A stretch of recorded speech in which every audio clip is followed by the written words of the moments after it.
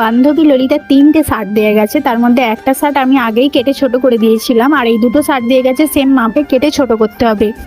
শার্টগুলো দিয়ে গেছে প্রায় 1 সপ্তাহ বেশি হয়ে গেল, কিন্তু যেহেতু আমার কম্পিউটারের মানে প্র্যাকটিক্যাল জমা ছিল, যার কারণে আমি সেলাই মেশিনে বসতেই পারিনি। হঠাৎ করে ও এসে কালকে রাত্রিরে এসে বলছে যে আমার জিনিসগুলো হয়েছে। আমি যে এই রে, আমার তো করা হয়নি, কারণ আমার তো পরীক্ষা ছিল, যার কারণে হয়নি। তুই আমাকে একটা দিন টাইম দিয়ে আমি করে দেবো। যার কারণে সকাল সকাল ঘুম থেকে উঠি আগে ওগুলো নিয়ে বসে গেছি, কারণ কাস্টমারের কাজ আগে করতে হবে। কিন্তু আমার যেহেতু পরীক্ষা ছিল, যার কারণে বসা হয়নি। আর এই 3টে শার্ট দিয়ে গেছিলো, শার্টের মধ্যে একটা শার্ট তো আমি করে ফেলেছিলাম আগেই, সেই শার্টটার মাপে আরও দুটো শার্ট দিয়ে গেছিলো। সেই শার্ট দুটো কী করতে হবে, কেটে ছোট করে দিতে হবে। এই শার্টগুলোকে নিয়ে প্রায় 6 থেকে 7টা শার্ট আমি একইভাবে কেটে ছোট করলাম। আর ও এগুলো যার মানে এই শার্ট, তার নাকি আমার হাতের কাজ ভালো লাগে, যার কারণে আমি ছোট করে দিলে সেটা তার পছন্দ হয়, তাই জন্য সে আমাকে সমস্ত শার্টগুলো দিয়ে ছোট করে যায়। আর এই যে শার্টটা ছিল, সেটা একদমই নতুন, একবারও পরেনি। আমাকে আমার বান্ধবী যেটা বললো যে একবারও পরেনি, সেই শার্টটা দিয়েছে যে একটু কেটে ছোট করে দেবে।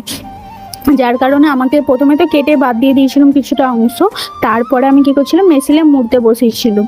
কিন্তু আমার যে মেশিনটা আছে না, সেই মেশিনটাতে এমনি নর্মাল সেলাইগুলো হয়, কিন্তু এই ধরনের সেলাইগুলো ঠিকঠাক হতে চায় না। কিন্তু কি করব, ঠিক মানে একটু টাইম দিয়ে বসে, এই শার্টগুলোতে প্রচুর টাইম লাগে, যার জন্য এই শার্টগুলো নিয়ে আমি বসেছিলাম। আর বসে একটা কথাই ভাবছি যে আজকে যাই হয়ে যাক, আকাশ পাতাল ভেঙে পড়ে গেলেও আমি এই শার্টগুলো আজকে করে রেডি করেই দেবো, কারণ কাস্টমার এসে ফিরে গেছে, এটা তো সব থেকে খারাপ ব্যাপার।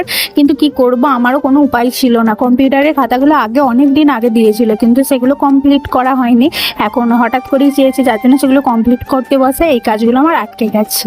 আর একটা জিনিস মানে আমার ক্ষেত্রেই হয়, যখন কাজ থাকবে না, 3-4 দিন কোনো কাজই থাকবে না, বসে থাকবো। আর যখন কাজ থাকবে তো কাজের উপর কাজ, কাজের উপর কাজ, এটা আমার সঙ্গে তো হয়। তারপরে ও একটা শার্টের সঙ্গে একটা কুর্তিও দিয়ে গেছিলো, যে কুর্তিটা ফিটিংস করতে হবে, যার জন্য একসঙ্গে যেহেতু কালারটা একই ছিল, তাই জন্য আমি কী করছিলাম, পুরোটা ফিটিংস করে নিচ্ছিলাম।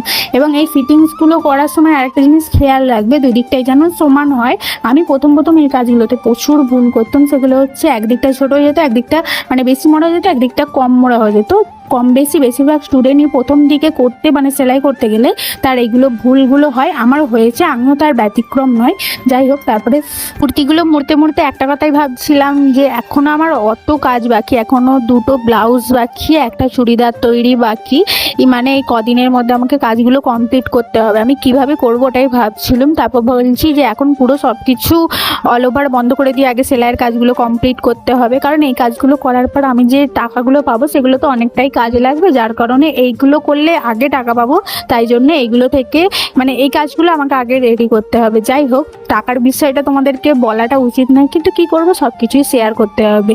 মানে তোমরা এখন আমার মোটামুটি ফ্যামিলি মেম্বারই হয়ে গেছো। মানে অনেকে ভালো কমেন্ট করো, অনেকে বাজে বাজে কমেন্ট করো, মানে বাং যে কমেন্টগুলোর কোনো মাথা মুন্ডু হয় না। আমি বাবানকে সেদিনকে দেখাচ্ছিলাম যে দেখ কেমন কমেন্ট করেছে। বাবান একটা কথাই বললো, তুই যেদিকে যাচ্ছিস না সেদিকে তো মানে উপর দিকে উঠলে মানুষ দেখবে নিচের মানুষগুলো অনেক টোন কাটে, সেগুলো বাদ দিয়ে তুই মানে উপরের লক্ষ্য রাখ, তাতে দেখবি শেষে যারা তোদেরকে খারাপ বলেছিল তারাই তোকে শেষ পর্যন্ত ভালো বলবে। যাই হোক, আমার পুরো শার্টটা কমপ্লিট হয়ে গেছিলো। এই শার্টটা কমপ্লিট করার পর আমি ওকে ফোন করেছিলাম যে হ্যাঁ রে ফিটিংস হবে, বললো হ্যাঁ ফিটিংস হবে। যাই হোক, এই ভিডিওটা তোমাদের কেমন লাগলো অবশ্যই কমেন্ট করে জানাবে।